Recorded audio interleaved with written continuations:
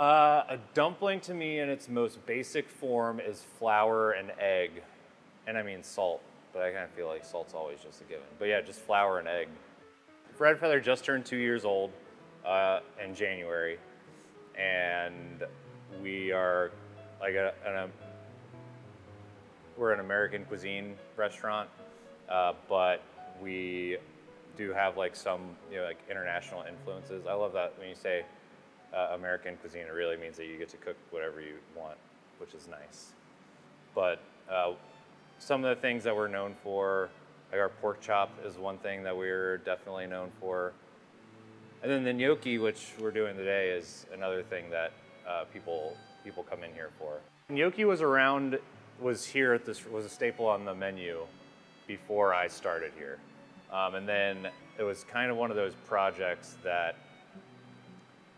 I, at first, was just given to do.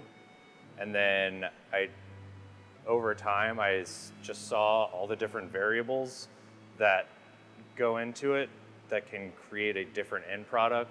For instance, the bake time on the potatoes, whether you bake them in the convection oven or the conventional oven, how many potatoes you put on a single tray or how close they are together, or whether you poke them or perforate them or don't perforate them, how quickly you get them out of the skins in order to mill them. There's just so many different variables throughout the entire process, and the more times I did it, the more I noticed, the more I cared about each step of that process. And every time I've made it, I've tried to find some way to improve some part of that process or another, whether it be something that allows for like a fluffier end result, or part of the process that allows me to be more time efficient in the process of making it, or a part of the process that allows a more consistent size.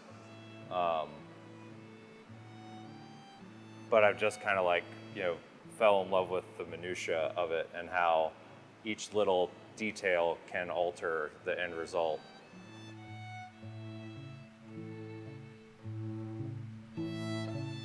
It's gotten to the point where at first I would maybe like start it and I would roll out the dough and then I would give it to someone else to blanch off.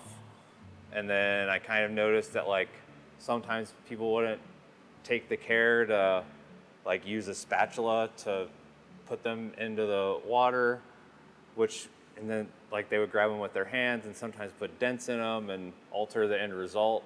And ultimately, like it got to the point where like I would just do it from start to finish, and I didn't really want anyone else to be involved in it because I didn't want anyone else to mess it up. I'm getting ready to train someone else to do it just to kind of lighten my load because it is a very time-intensive process. And I kind of told them that the number one thing going into it was that they had to want to make gnocchi better than me in order to ever like be able to, basically.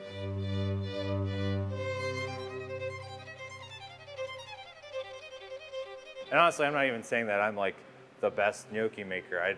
I've only been making gnocchi for like a year and a half, so like I'm sure there's like little old Italian grandmas out there that have been making gnocchi all their lives that could probably teach me a thing or two. And if ever given the opportunity, I would love to learn it from like a little old Italian grandma. That would be awesome.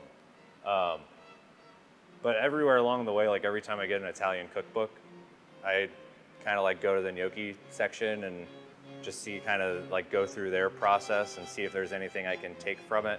Because it's not like I'm happy with our gnocchi. It's not like I want to like completely change the recipe, but like if I see a little detail with like good reasoning behind it that's like, oh, we do this because of this and this is how it turns out, then maybe I'll like tweak my method a little bit and just to see how it goes. And if it produces a better result, then I usually stick with that.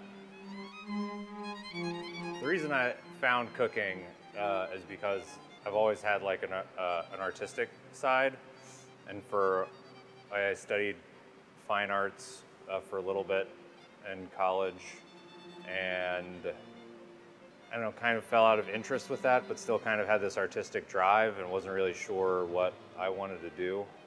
Happened on that back of house position at Faux Paris, and I saw it as a really great like artistic outlet, and just something that I was, I don't know, just kind of like good at and enjoyed. So I stuck with it.